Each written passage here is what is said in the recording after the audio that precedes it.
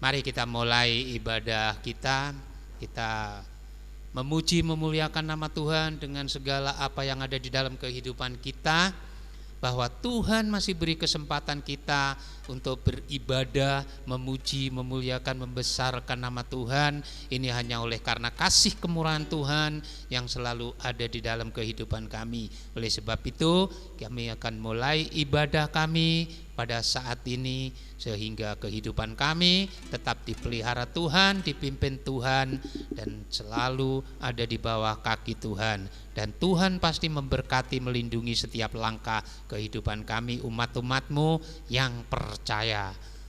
Mari kita angkat pujian, Ku masuk ruang Maha Kudus.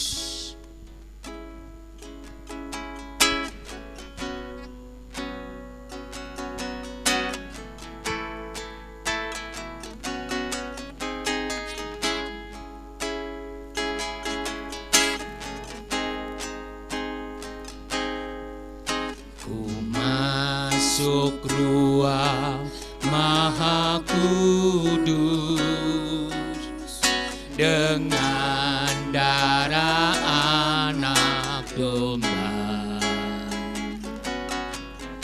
Ku masuk dengan hati tulus, menyembah yang Maha Kuasa. Menyembahmu,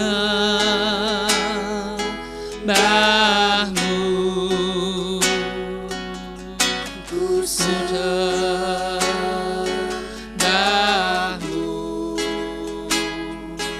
ku menyembahmu,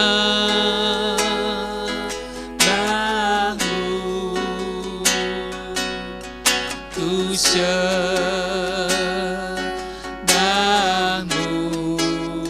sebab namamu kudus, kudus Tuhan.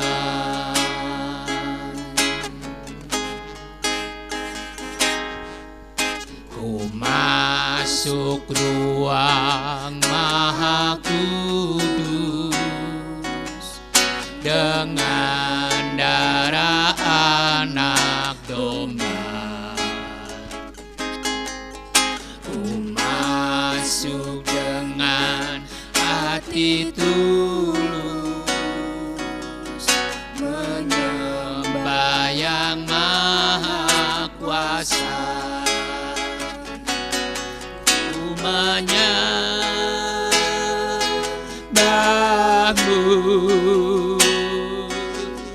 ku sembahmu,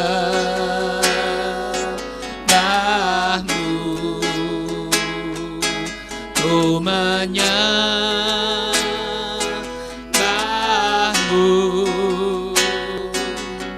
ku sembahmu,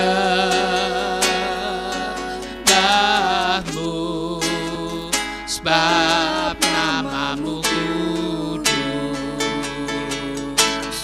kudus Tuhan.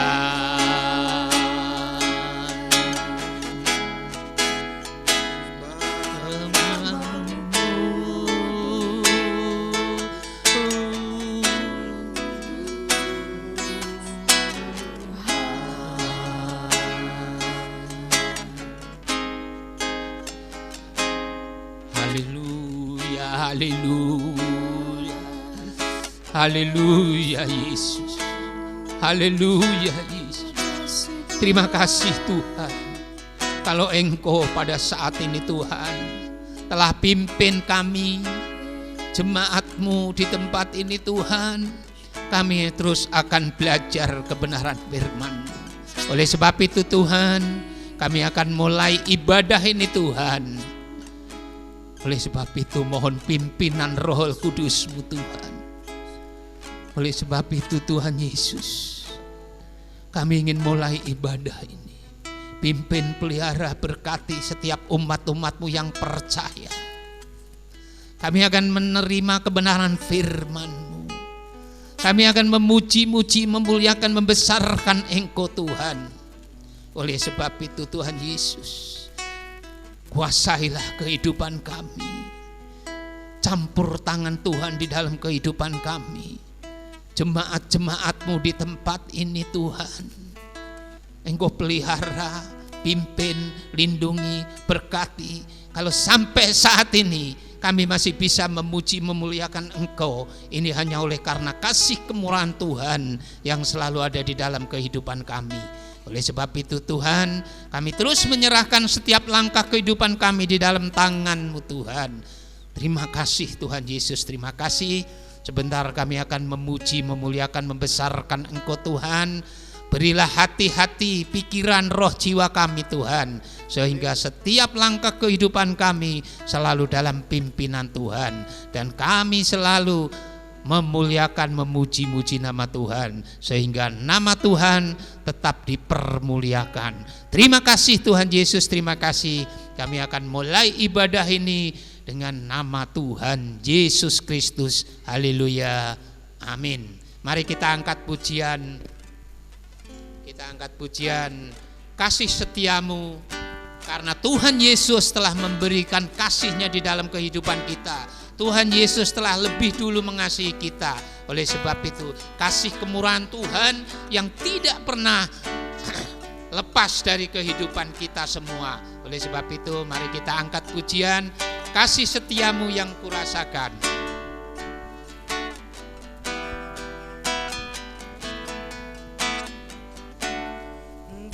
Kasih setiamu yang kurasakan, lebih tinggi dari langit biru. Kebaikan-Mu yang telah Ku-nyatakan lebih dalam dari lautan. Berkat-Mu yang telah Ku terima sempat membuatku terpesona. Apa yang pernah Kau pikirkan, itu yang Kau sediakan bagiku. Siapakah aku ini Tuhan? Jadi biji mata-Mu. Dengan apakah akan Ku balas Tuhan, selain puji dan sembah Kau. Kasih setiamu yang kurasakan, lebih tinggi dari langit biru.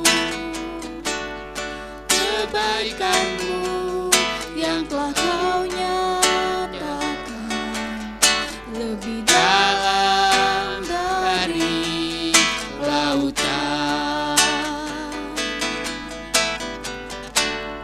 Berkat-Mu yang telah Ku terima sempat membuatku terpesona.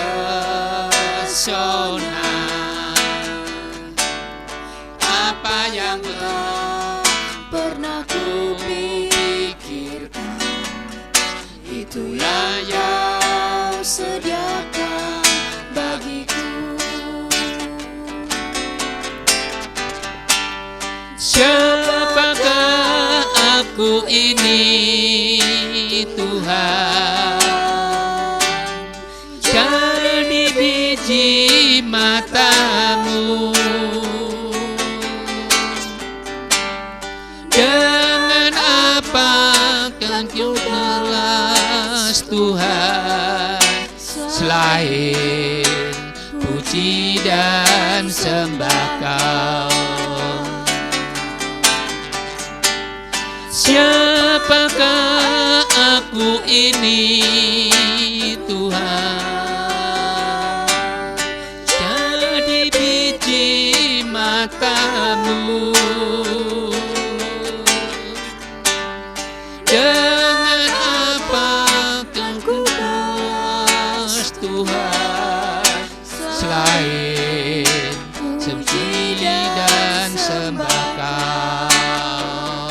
Haleluya. Haleluya. Selalu ku ini Tuhan, jadi biji matamu. Dengan apa kau balas Tuhan, selain puji dan sembah Kau, selain puji dan sembah Kau. Haleluya. Terima kasih Tuhan Yesus. Terima kasih Tuhan Yesus. Engkau sangat baik, terlalu baik dalam kehidupan kami semua. Haleluya. Haleluya. Haleluya. Haleluya. Terima kasih Tuhan Yesus. Haleluya. Haleluya. Haleluya.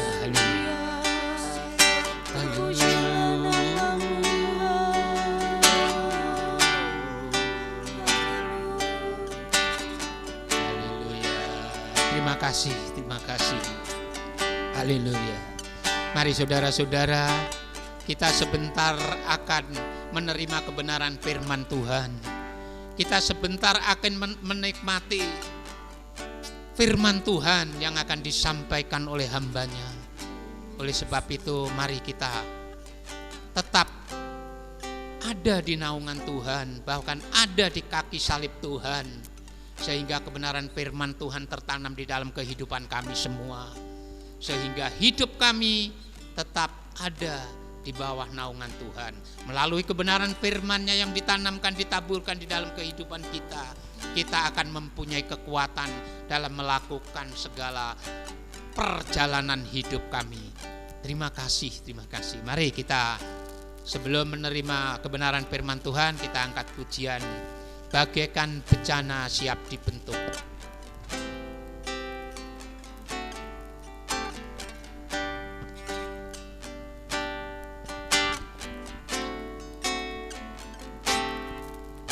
Bagaikan bencana siap dibentuk, demikian hidupku di tangan-Mu. Dengan urapan kuasa Roh-Mu, ku dibaharui selalu. Jadikan ku alat dalam rumah-Mu, inilah hidupku di tangan-Mu. Bentuklah turut kehendak-Mu, pakailah sesuai rencana-Mu.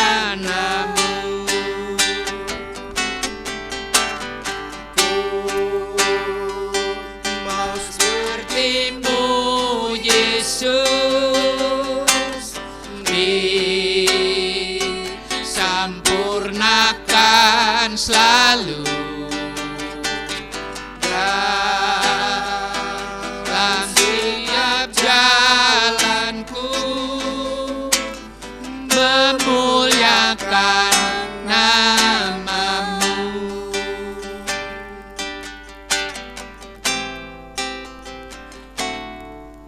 Bagaikan bencana siap dibentuk, demikian hidupku di tangan-Mu.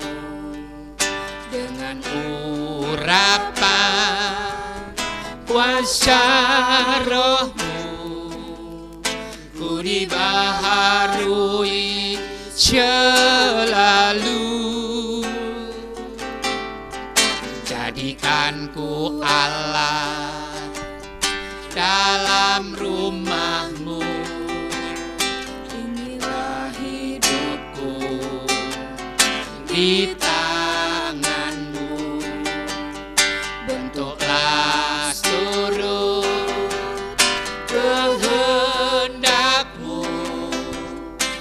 pakailah sesuai rencanamu.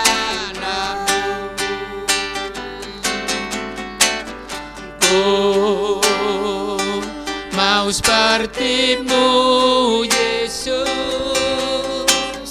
disempurnakan selalu dalam setiap jalanku,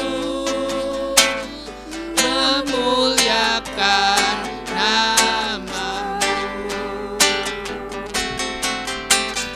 Ku mau seperti-Mu, Yesus, disempurnakan selalu dalam setiap jalanku, memuliakan nama-Mu, memuliakan nama-Mu, memuliakan nama-Mu. Terima kasih Tuhan Yesus Kristus. Saat ini kami kembali ke hadirat-Mu Tuhan. Tuhan, kami telah memuji, memuliakan, membesarkan Engkau Tuhan. Oleh karena kuasa darah, oleh karena kuasa Roh Kudus-Mu, Engkau telah memimpin kami untuk memuji-muji, memuliakan Engkau. Pada tiba saatnya Tuhan, kami akan menerima sebahagian kebenaran firman-Mu. Oleh sebab itu Tuhan, sebelum kami menerima kebenaran firman-Mu, Engkau sucikan hati, pikiran, roh, jiwa kami Tuhan, sehingga setiap kebenaran firman-Mu yang ditaburkan oleh hamba-Mu berkenan di dalam kehidupan kami, dan Allah berkenan di dalam kehidupan kami juga. Oleh sebab itu Tuhan Yesus, tanamkan segala kebenaran firman-Mu di dalam kehidupan kami, sehingga kehidupan kami tidak lepas dari Engkau Tuhan. Terima kasih Tuhan Yesus, terima kasih, sehingga kami menerima kebenaran firman-Mu dan kami tetap akan pegang firman-Mu di dalam setiap langkah kehidupan kami. Terima kasih Tuhan, terima kasih juga hamba-Mu yang memberitakan kebenaran firman-Mu. Engkau pakai lebih heran, Engkau kuasai dengan kuasa Roh Kudus-Mu. Apapun yang disampaikan itu adalah Allah sendiri yang berbicara di dalam kehidupan hamba-Mu. Oleh sebab itu Tuhan, hamba-Mu juga kami serahkan di dalam tangan kasih kemurahan-Mu. Engkau pakai lebih heran, Engkau pakai lebih heran, sehingga setiap kebenaran firman yang tertanam di dalam kehidupan kami menjadi kekuatan di dalam kami menjalani hari-hari hidup ini. Terima kasih Tuhan, terima kasih. Kalau ada hal-hal yang tidak berkenan di hadirat-Mu Tuhan, bahkan yang akan mengganggu pemberitaan kebenaran firman-Mu, Engkau lalukan dari tempat ini Tuhan. Hanya kebenaran firman-Mu saja yang ada di tempat ini, dan kami akan menikmati segala kebenaran firman-Mu. Dalam nama Tuhan Yesus Kristus, kami akan duduk tenang menikmati segala kebenaran firman-Mu. Haleluya, amin. Selamat berjumpa dalam kasih Tuhan kita Yesus Kristus. Salam Immanuel. Bapak Ibu Saudara, gereja di hari-hari ini berada dalam kerangka memperingati hari kematian Yesus di atas kayu salib. Sekaligus pada hari Minggu memperingati hari kebangkitan Yesus dari antara orang mati. Bapak Ibu Saudara, peringatan ini memberi makna yang besar bagi kita sebagai umat beriman. Sebagai umat yang percaya kepada Tuhan Yesus Kristus. Untuk itu, izinkan saya menyampaikan firman penggembalaan dengan mengutip firman Yesus sebagai gembala agung.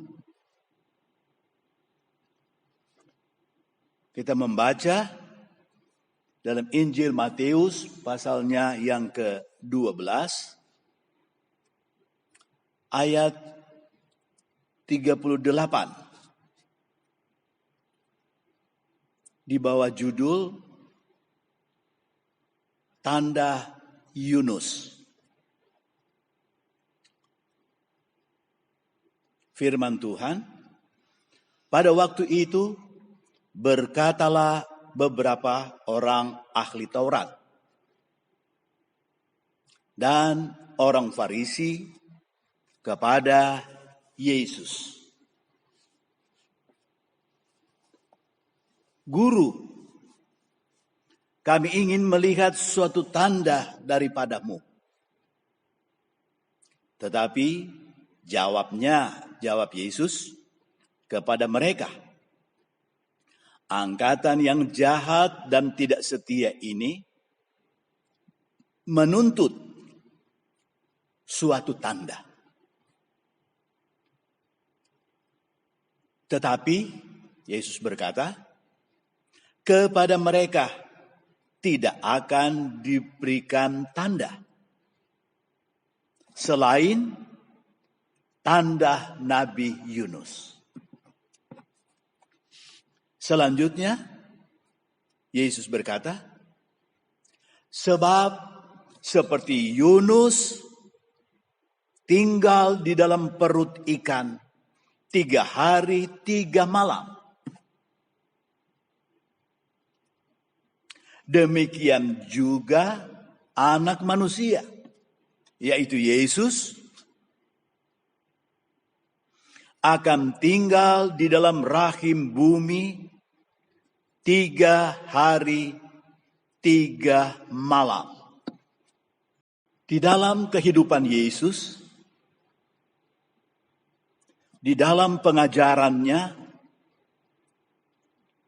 dan di dalam perbuatan besar dan ajaib yang Yesus kerjakan, dia menemui banyak orang. Ada dalam kelompok besar, kelompok kecil, bahkan kepada perorangan. Yesus mengajar. Demikian juga di pihak banyak orang, ada banyak kelompok tertarik untuk mendengarkan Yesus. Ada kelompok besar, kelompok kecil, beberapa orang, dan ada perorangan yang mau mendengar apa yang dikatakan dan melihat apa yang dilakukan oleh Yesus. Sehingga banyak kali dalam perjumpaan itu terjadi percakapan. Dan dalam percakapan itu, sebagaimana tugas Yesus adalah memberitakan kabar baik, memberitakan Injil, memberitakan kerajaan Allah. Bapak, Ibu, Saudara sekalian, dalam pembacaan kita ini, kita melihat ada percakapan. Dan dalam percakapan ini, Ada yang bertanya. Kemudian Yesus memberi jawaban. Yesus memberi penjelasan. Yesus senantiasa dalam percakapan ingin menyampaikan pemberitaan yang dapat dimengerti, yang dapat dipahami. Tapi satu waktu ada sementara orang lambat untuk memahami, belum dapat memahami. Dan sementara yang lain sedikit memahami. Proses memahami tentang Yesus dan pengajarannya dapat disebut sebagai suatu proses pemahaman dan penjelasan secara progresif. Makin hari makin diperjelas. Sehingga orang banyak yang mendengarkan Yesus semakin jelas akan pengertian mereka tentang apa yang Yesus maksudkan. Yang Yesus firmankan. Bapak, Ibu, Saudara, ahli Taurat dan orang Farisi sebagai pemimpin agama Yahudi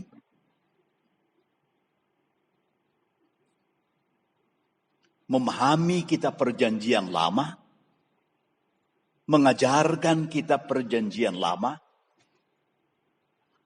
yang disebut oleh orang Israel kitab suci Tanakh. Tah itu Torah atau Taurat. Kemudian itu Nabi atau Neviim. Dan Kah itu Ketubim atau tulisan-tulisan para saleh Tuhan.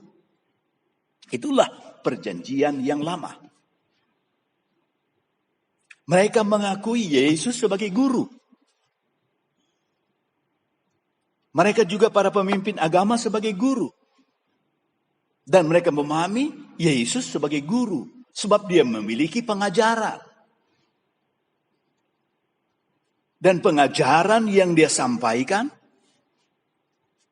adalah pengajaran tentang kerajaan Allah. Bahwa Allah datang mendekati manusia dan berkerajaan di antara manusia. Bapak, Ibu, Saudara sekalian, para pemimpin agama Yahudi menyampaikan, "Guru, kami ingin melihat suatu tanda daripadamu." Mereka minta supaya Yesus beri tanda, beri bukti bahwa dia mengajar sebagaimana yang Allah maksudkan.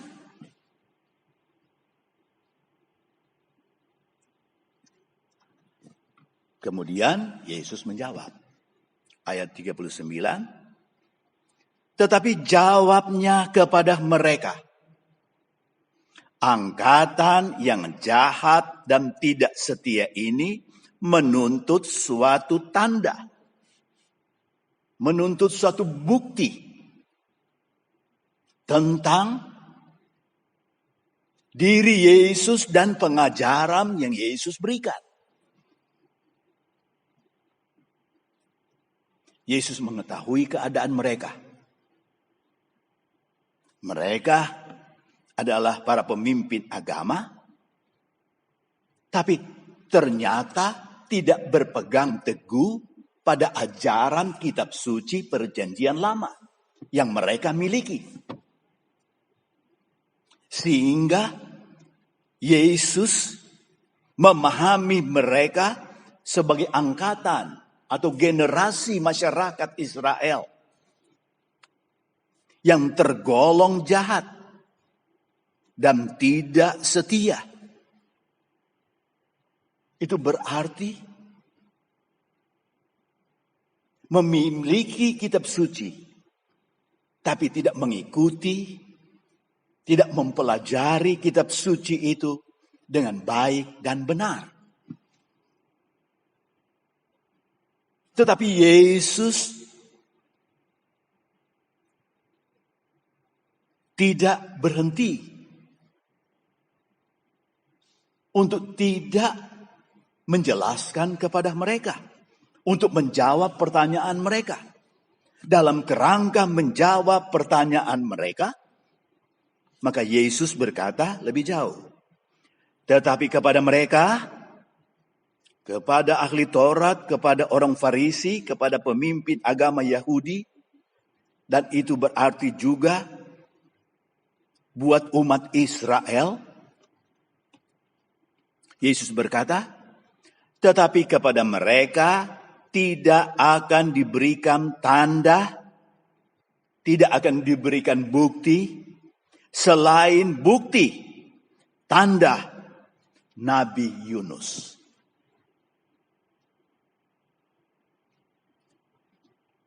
Mereka tahu kisah tentang Nabi Yunus sebagaimana tertulis dalam kitab Perjanjian Lama, yaitu kitab Nabi Yunus. Bapak, Ibu, Saudara sekalian, Yesus menjawab pertanyaan mereka tentang tanda. Dan Yesus menunjuk kepada Nabi Yunus, nabi yang dikenal dalam Perjanjian Lama. Apa yang dikerjakan oleh Nabi Yunus, mereka paham. Ayat 40. Sebab seperti Yunus tinggal di dalam perut ikan 3 hari 3 malam, demikian juga Anak Manusia akan tinggal di dalam rahim bumi 3 hari 3 malam. Yesus mengambil firman, mengambil pembelajaran lewat kehidupan dan pelayanan dari Nabi Yunus. Yunus mendapat tugas yang besar dari Tuhan. Itu ditulis dalam kitab Yunus. Untuk pergi memberitakan berita dari Tuhan untuk umat manusia yang ada di Nineve, di daerah Irak sekarang ini. Tetapi Yunus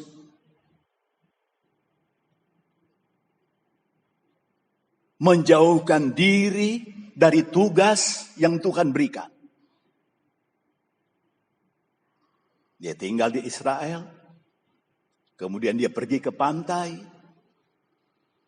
dia membayar ongkos kapal, dan mengadakan perjalanan dengan kapal itu ke Tarsis, ke seberang lautan, menjauh dari tugas untuk menyampaikan firman Tuhan ke Nineve.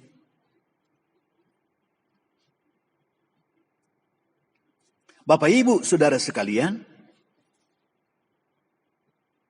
kemudian tengah perjalanan di kapal itu, ada badai besar menimpa pelayaran kapal itu. Kemudian pada ujungnya ada undian. Diundi. Siapakah penyebab sehingga kapal ini mengalami badai yang besar. Dan hasil undian itu jatuh kepada Yunus. Dan Yunus mengakui bahwa dialah penyebab adanya badai itu. Sebab dia menjauhkan diri dari tugas yang Tuhan berikan kepadanya. Dan Yunus berkata, lemparkanlah dia ke laut, maka laut dan badai itu akan tenang. Akhirnya mereka melemparkan Yunus ke laut. Laut menjadi tenang. Kemudian Tuhan mengirimkan ikan yang besar menelan akan Yunus. Sebagaimana itu kita dapat membaca dalam kitab Yunus. Sebagaimana dalam tulisan ini apa yang Yesus katakan, bahwa Yunus tinggal di dalam perut ikan selama 3 hari 3 malam. Di dalam perut ikan, sebelum ajal itu tiba, Yunus sadar, mohon anugerah kebaikan Tuhan. Tuhan dengar doanya, dan setelah 3 hari 3 malam dalam perut ikan, Tuhan perintahkan ikan untuk memuntahkan akan Yunus tersebut. Dan Yunus bangkit, dia hidup. Kemudian dia pergi ke Niniwe untuk menjalankan tugas dari Tuhan. Keberadaan ini diambil oleh Yesus. Keberadaan Yunus diambil oleh Yesus sebagai pelajaran yang dipahami oleh para pemimpin umat Yahudi. Sebab ada tertulis dalam kitab suci orang Yahudi. Kemudian lewat keberadaan dan peristiwa Nabi Yunus tersebut, maka Yesus menghadirkan suatu kebenaran. Yaitu kebenaran berkenaan dengan demikian juga anak manusia Yesus akan tinggal di dalam rahim bumi 3 hari 3 malam. Jadi apa yang terjadi pada Yunus, itu juga akan terjadi kepada Yesus sebagai anak manusia. Bahwa dia akan mati selama 3 hari 3 malam dikubur. Dan kemudian dia akan bangkit dari antara orang mati. Kebenaran ini Yesus telah sampaikan berulang kali kepada murid-muridnya. Di antaranya secara tegas Yesus menyampaikan dalam Markus pasalnya yang ke-10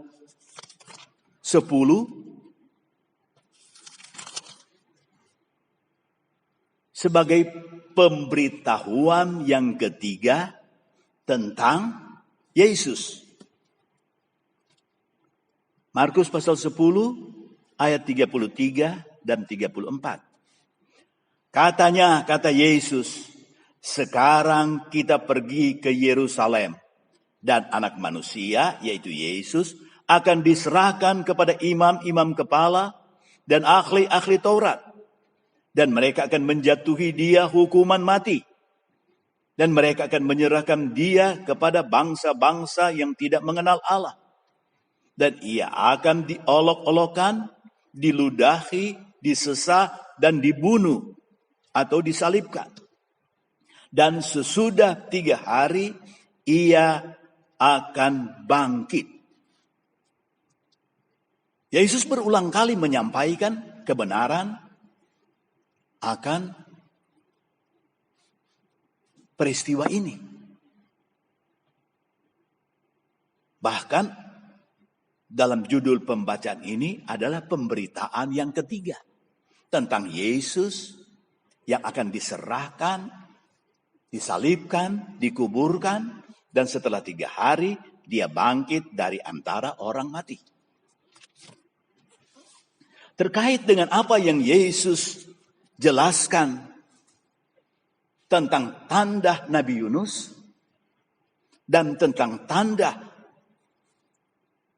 anak manusia ada di dalam perut bumi selama 3 hari. Dan lewat penjelasan dalam Markus pasal 10 itu, maka dapat kita membuat judul, yaitu berkat atau keajaiban dari kematian, penguburan, dan kebangkitan Yesus dari antara orang mati. Secara khusus berkenaan dengan peringatan kebangkitan Yesus dari antara orang mati, maka dapat kita sebut judul pembacaan dan pemberitaan firman ini, yaitu keajaiban atau berkat kebangkitan Yesus dari antara orang mati. Berkat kebangkitan Yesus dari antara orang mati. Berkenaan dengan tanda Yesus mati, Yesus dikuburkan, dan Yesus bangkit. Yesus menjelaskan lebih jauh dalam Matius pasal 12 ini, ayat yang ke-41. Pada waktu penghakiman, orang-orang Niniwe akan bangkit bersama-sama angkatan ini dan menghukumnya juga. Yesus berkata, akan ada hari penghakiman di mana semua orang akan dihakimi. Dan secara khusus Yesus sampaikan orang-orang Niniwe akan bangkit. Angkatan zaman Israel pada waktu itu juga akan bangkit. Dan orang-orang Niniwe dalam kebangkitan dan kemudian masuk kepada waktu penghakiman itu, orang Niniwe akan menghukum kepada angkatan Israel pada waktu itu, atau generasi Israel pada waktu itu. Mengapa orang-orang Niniwe akan menghukum pada hari penghakiman itu? Yesus berkata lebih jauh. Sebab orang-orang Niniwe itu bertobat setelah mendengar pemberitaan Yunus. Mengapa orang-orang Niniwe pada hari penghakiman akan menghukum kepada generasi Israel pada waktu itu yang tidak menyambut dan percaya kepada Yesus? Karena orang-orang Niniwe bertobat setelah mendengar pemberitaan Yunus. Kita membaca dalam kitab Yunus. Setelah Yunus 3 hari 3 malam dalam perut ikan, dia berdoa, kemudian Tuhan dengar doanya. Tuhan perintahkan ikan besar itu memuntahkannya. Sehingga Yunus itu bangkit, dia hidup. Kemudian dia menjalankan tugas memberitakan firman Tuhan ke Niniwe. Sekarang ini Irak. Bapak Ibu Saudara sekalian, orang Niniwe mendengar berita firman Tuhan bahwa Tuhan akan mendatangkan penghukuman malapetaka kepada orang Niniwe. Karena kejahatannya telah begitu meningkat dan sampai di hadapan Tuhan. Dan Tuhan akan menghukum mereka jika mereka tetap tinggal dalam kejahatan. Orang-orang Niniwe mendengar berita dari Yunus, mereka bertobat. Mereka mengakui dosa mereka. Mereka tahu ada Tuhan yang maha kuasa. Orang-orang Niniwe yang bertobat, yang menyambut firman Tuhan yang disampaikan oleh Yunus. Maka mereka itulah sebagai ukuran. Sehingga ukuran yang ada kepada orang-orang Niniwe yang bertobat diukurkan kepada generasi Israel yang menolak Yesus. Maka ukurannya adalah ukuran sebagai orang yang bertobat. Orang yang mengakui dosa dan memohon ampun kepada Tuhan. Dan Tuhan menyambut mereka. Para pemimpin agama Yahudi diberi firman tentang Nabi Yunus. Sebagai satu pembelajaran bahwa Tuhan yang diperkenalkan oleh Nabi Yunus, bahwa dia Tuhan yang akan menghukum orang yang terus dalam dosa, terus dalam kejahatan. Tetapi jika mereka bertobat, maka Tuhan akan mengampuni mereka. Tuhan mengubah murka, malapetaka, penghukuman menjadi anugerah keselamatan kepada mereka. Yesus berkata lebih jauh, dan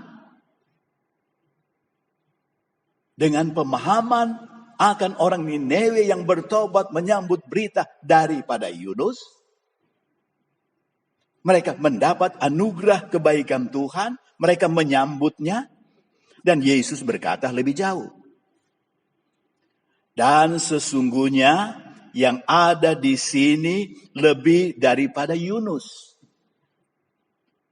Yunus yang memberitakan firman Tuhan kepada orang Niniwe. Orang Nineve menyambut, bertobat dan percaya. Yesus berkata bahwa yang ada di sini artinya yang sedang berkata-kata dengan mereka, yang bertanya kepada Yesus pada waktu itu.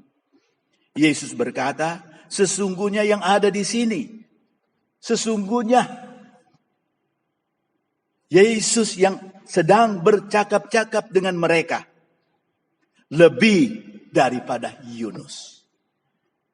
Sebab Yunus memberitakan firman dari Tuhan. Tetapi Yesus di sini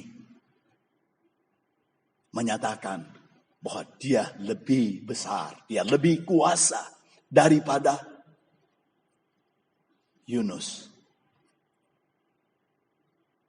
Seharusnya para pemimpin agama Yahudi dan orang Israel yang memahami tentang kisah Yunus, seharusnya mereka akan lebih cepat memahami apa yang Yesus sampaikan. Bahwa yang ada di sini lebih daripada Yunus. Terimalah dia, sambutlah dia.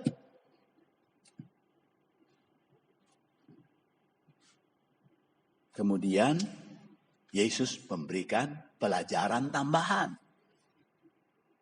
Supaya mereka yang bertanya itu belajar lebih jauh tentang Tuhan dan firman-Nya. Ayat 42.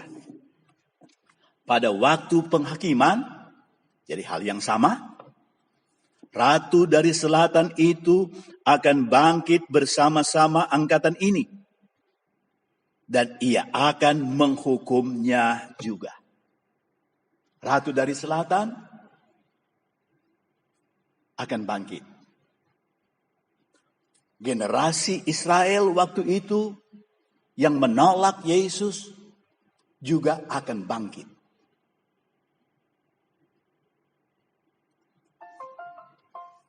Dan kemudian Ratu dari selatan akan menghukum mereka. Mengapa bisa demikian? Yesus menjelaskan, sebab Ratu ini datang dari ujung bumi. Datang dari selatan Israel.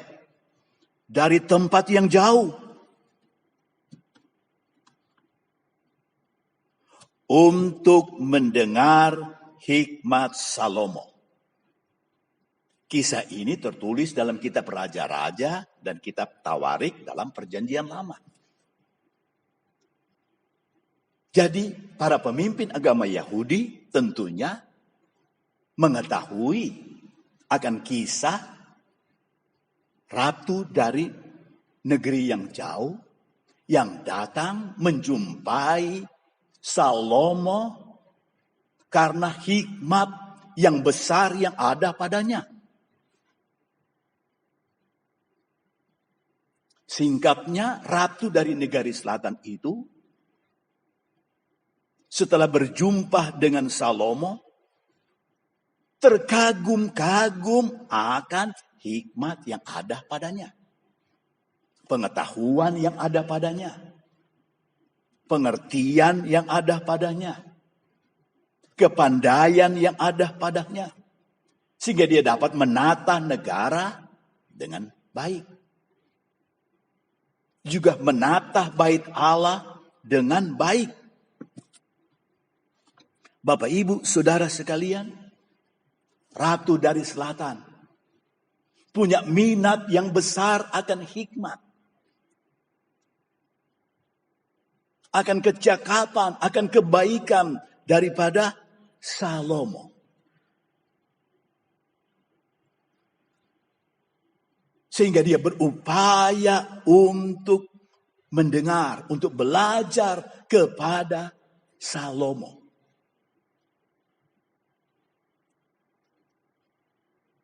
Dan itulah yang menjadi ukuran. Sehingga Ratu dari Sheba yang memiliki hikmat, belajar hikmat dari Salomo, mempunyai standar hidup sesuai dengan maksud Tuhan. Maka pada hari penghakiman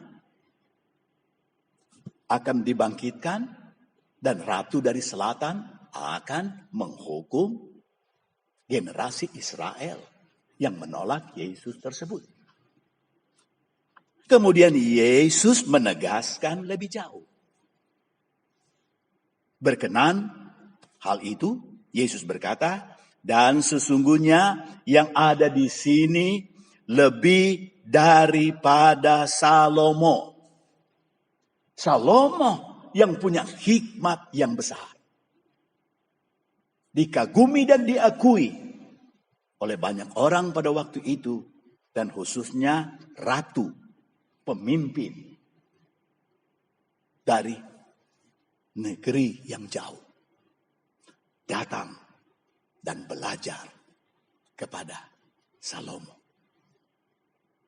Yesus berkata, yang ada di sini sesungguhnya lebih daripada Salomo. Sehingga seharusnya orang Israel, para pemimpin Yahudi yang sedang bertanya kepada Yesus dapat memahami bahwa Yesus yang berhadap-hadapan dengan mereka lebih besar, lebih kuasa daripada Salomo. Lebih dalam hikmat. Karena Yesus itu adalah hikmat di atas segala hikmat. Kemampuan di atas segala kemampuan. Maka Yesus itu sesungguhnya adalah hikmat itu. Yesus sesungguhnya kebenaran itu. Sehingga seharusnya para pemimpin Yahudi dapat belajar daripada ratu dari negeri yang jauh yang datang kepada Salomo. Seharusnya mereka juga sangat terbuka hati untuk Yesus. Sangat terbuka hati untuk pengajaran yang Yesus sampaikan. Dalam apa yang Yesus ajarkan, apa yang Yesus sampaikan, satu waktu ada yang cepat bisa memahaminya. Tapi yang lain lambat memahaminya. Bahkan murid-murid Yesus yang belajar langsung kepada Yesus, satu waktu juga seperti itu. Tetapi setelah Yesus disalibkan, dikuburkan, bangkit dari antara orang mati, maka Allah memakai Rasul Petrus untuk menjelaskan siapa sesungguhnya yang Yesus maksudkan tentang yang lebih besar, yang lebih kuasa dari Yunus, yang lebih besar, yang lebih kuasa, lebih berhikmat daripada Salomo. Kita membaca dalam Kisah Para Rasul, pasalnya yang kedua. Setelah Roh Kudus turun memenuhi orang percaya yang berdoa, di antaranya Petrus dipenuhi dengan Roh Kudus, maka Tuhan memakai akan Rasul Petrus untuk menyampaikan kebenaran tentang Yesus dari Nazaret. Kisah Para Rasul pasal 2 ayat 22 dan seterusnya. Hai orang-orang Israel, dengarlah perkataan ini, yang aku maksudkan ialah Yesus dari Nazaret. Apa yang diberitakan Rasul Petrus oleh ilham Roh Kudus bahwa Rasul Petrus menyampaikan tentang Yesus dari Nazaret. Siapa dia?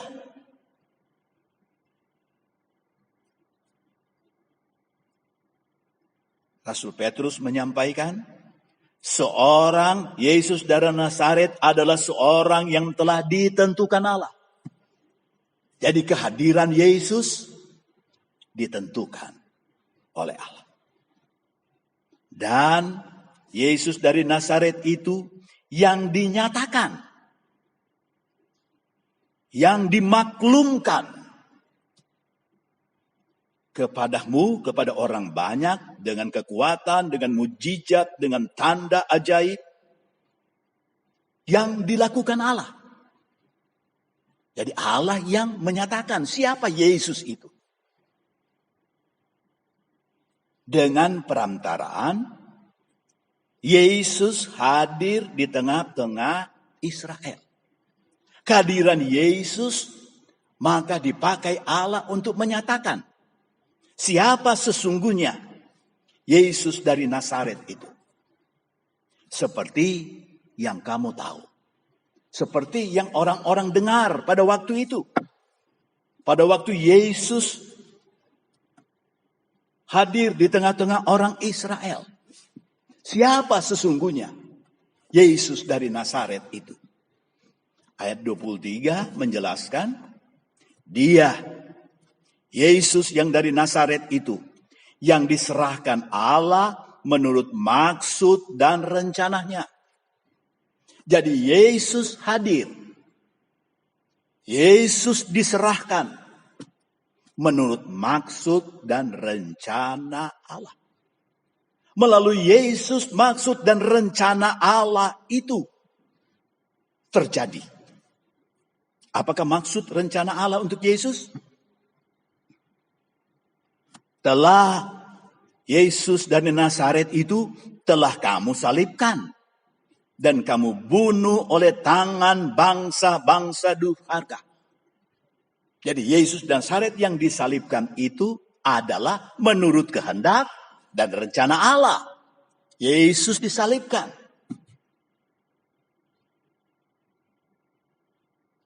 Dan kamu bunuh oleh tangan bangsa-bangsa durhaka. Yaitu kekuasaan Romawi pada waktu itu. Yang menyalibkan akan Yesus. Ayat 24. Tetapi Allah membangkitkan dia, Yesus dari Nazaret itu, dengan melepaskan dia dari sengsara maut. Karena tidak mungkin ia tetap berada dalam kuasa maut itu. Menurut rencana, menurut maksud Allah, Yesus diserahkan untuk disalibkan. Kita sudah belajar dalam berita Paskah yang lalu tentang Yesus yang disalibkan itu. Dan hal berikutnya, bahwa Yesus dibangkitkan dari antara orang mati, itulah menurut maksud. Menurut rencana daripada Allah. Ada maksud Tuhan. Ada rencana Tuhan.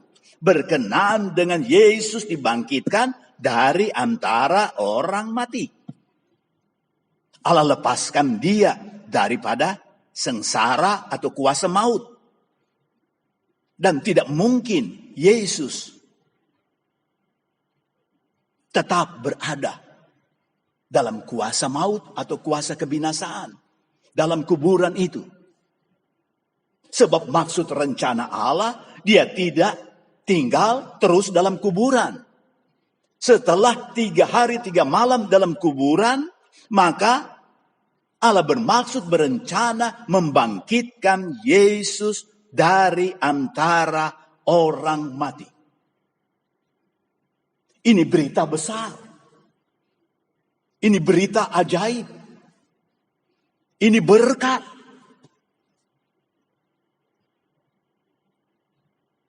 Bapak, Ibu, Saudara sekalian, kemudian Petrus menjelaskan lebih jauh bahwa Daud telah dipakai Tuhan untuk menyampaikan tentang kebangkitan Yesus dari antara orang mati. Rasul Petrus mengutip apa yang disampaikan oleh Raja Daud. Dan kemudian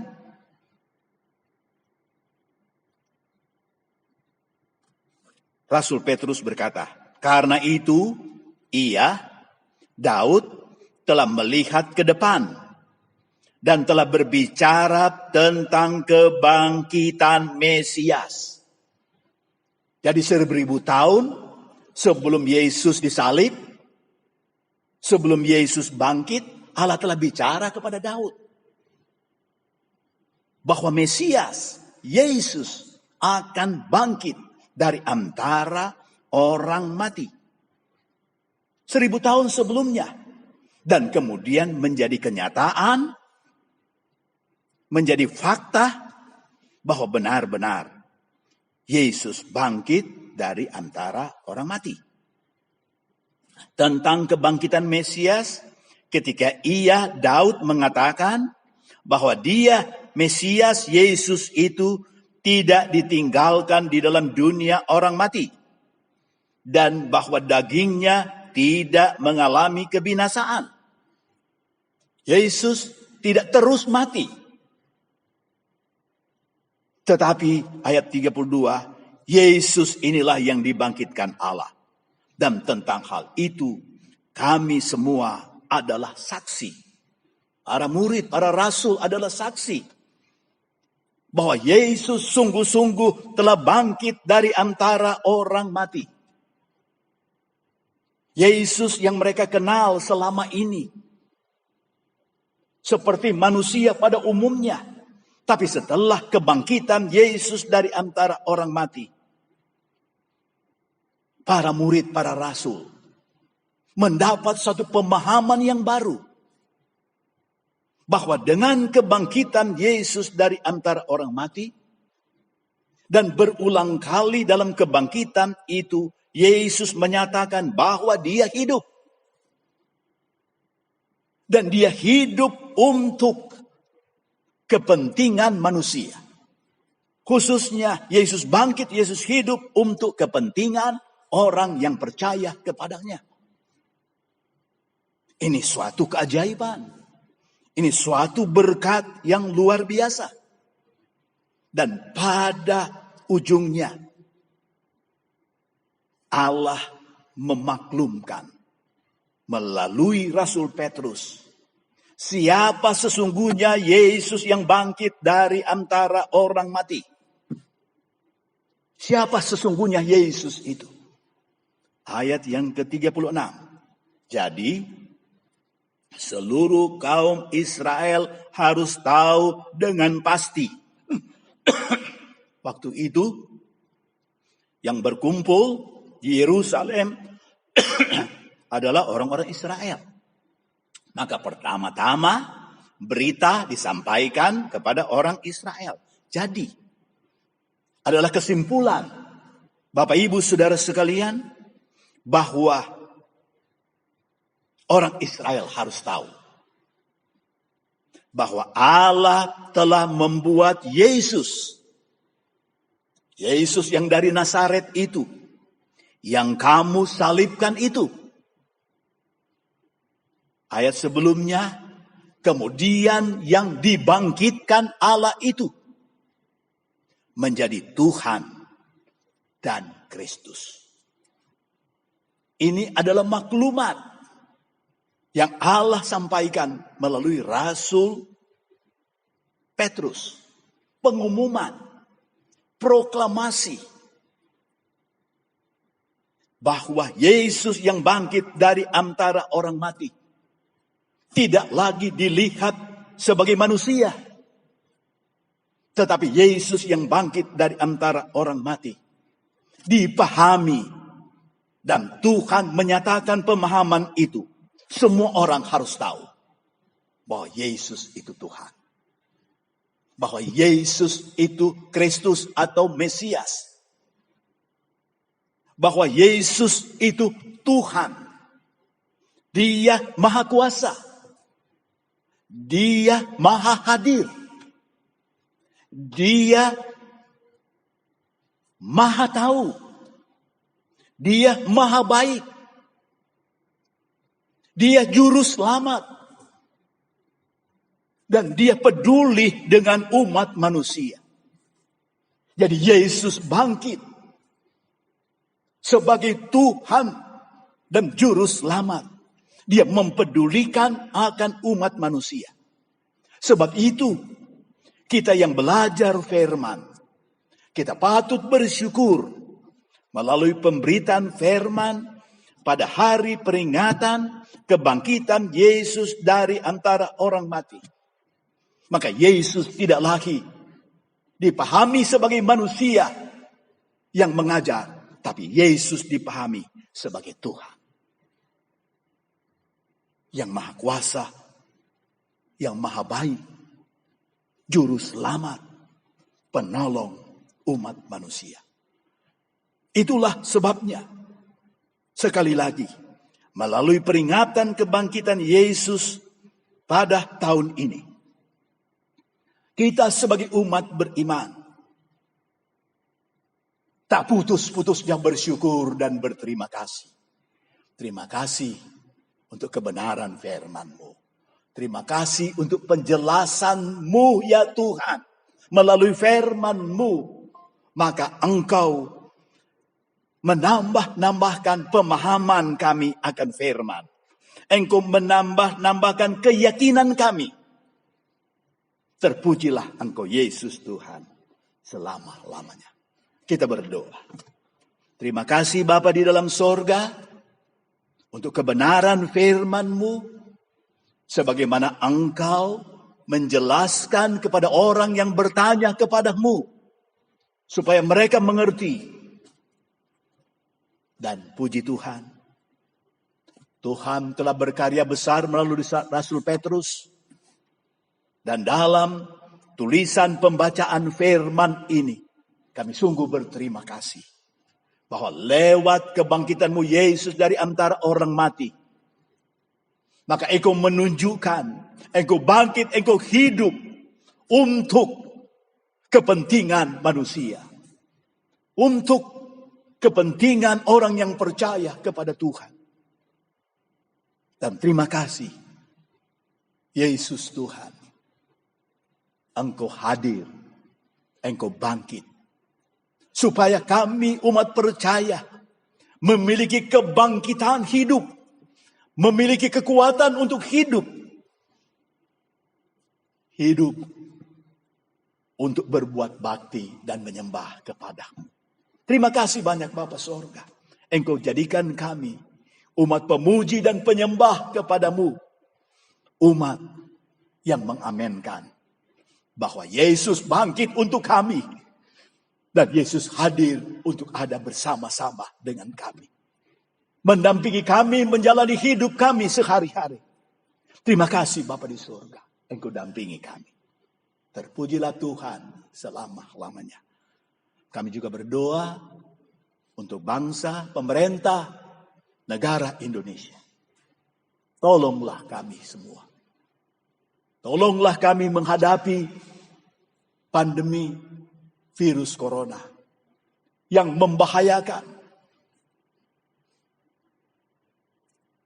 Tolong kami semua untuk kami diberi kemampuan oleh Tuhan. Diberi iman, keyakinan oleh Tuhan. Bahwa Tuhan menolong pemerintah. Tuhan menolong seluruh aparatur negara. Tuhan menolong seluruh rakyat mengikuti peraturan-peraturan yang diatur oleh pemerintah. Supaya kami semua dapat terhindar daripada virus corona. Yang sehat tetap terlindungi.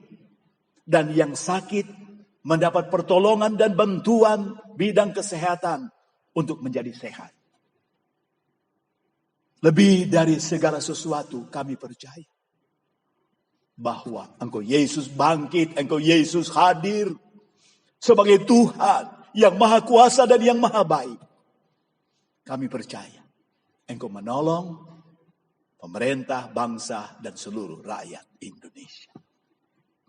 Dan kami percaya pula bahwa kami orang percaya Tuhan dampingi kami dalam menjalani hidup kami sehari-hari, sehingga hidup kami semakin menikmati persekutuan yang indah dengan Engkau Yesus Tuhan. Terima kasih Bapa di surga. Kami Tuhan bersyukur dalam peringatan kebangkitan-Mu Yesus dari antara orang mati. Ini berkat buat kami. Terima kasih Bapa. Pimpin kami semua hari demi hari dalam hidup yang kami jalani. Dan kami percaya uluran tangan-Mu, perhatian-Mu teramat besar buat kami umat percaya. Dan kami selalu juga arahkan hati kami, iman kami kepada-Mu. Di dalam Engkau kami percaya ada anugerah, ada berkat, ada pertolongan. Demi Allah Bapa di dalam sorga, demi Yesus Juru Selamat, demi pertolongan pimpinan Tuhan Roh Kudus dalam hidup kami sehari-hari. Kami percaya kami akan aman, kami akan terpelihara, kami akan terjamin.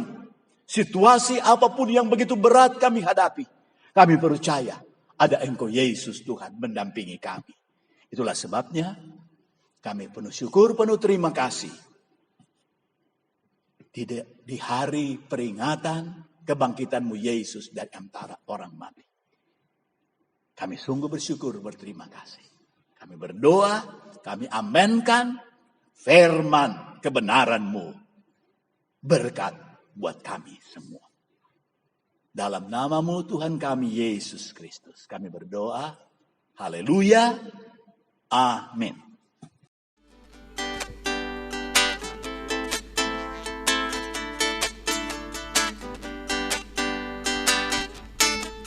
Sungguh hidupku telah ditebus oleh kuasa darah yang kudus. Sekarang hidupku bukan milikku lagi. Apapun yang Tuhan mau lakukan, apapun Tuhan yang mau inginkan, asalkan Tuhan senang, sempurna, namanya dimuliakan. Suka-suka-Mu Tuhan, suka-suka-Mu Tuhan, suka-suka-Mu Tuhan, suka-suka-Mu Tuhan, suka-suka-Mu Tuhan, suka-suka-Mu Tuhan, suka-suka-Mu Tuhan, suka-suka-Mu Tuhan.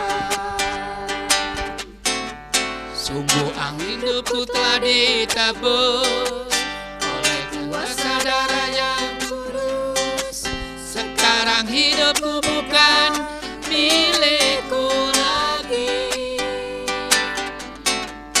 Apapun yang Tuhan mau lakukan, apapun Tuhan yang mau inginkan, asal Tuhan hati senang, semua kurelakan, namanya dimuliakan.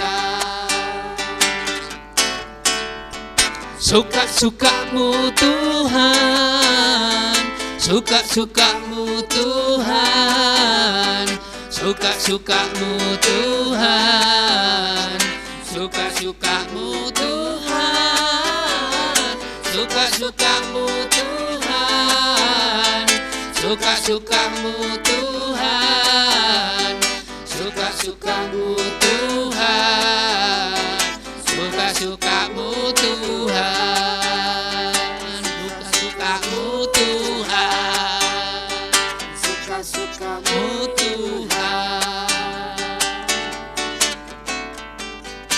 Haleluya, puji Tuhan. Tuhan Yesus memberkati. Amin.